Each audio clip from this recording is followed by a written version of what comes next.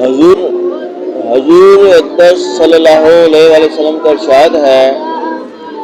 کہ جو شخص مال کی زکوٰۃ ادا کر دے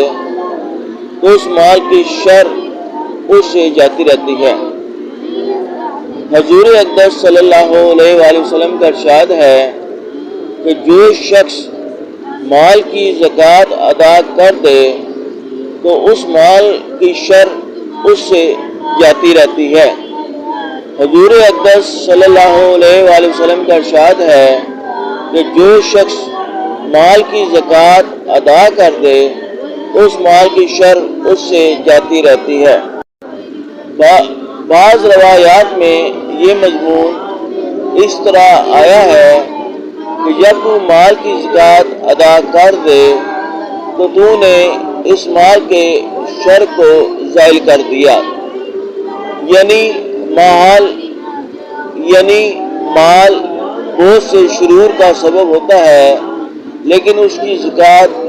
اگر اہتمام سے ادا ہوتی رہے تو اس کے شر سے حفاظت رہتی ہے۔ آخرت کے اعتبار سے تو ظاہر ہے کہ پھر اس مال پر عذاب نہیں ہوتا، دنیا کے اعتبار سے اس لحاظ سے کہ زکوٰۃ کا ادا کرنا مال کے محفوظ رہنے کا ذریعہ ہے۔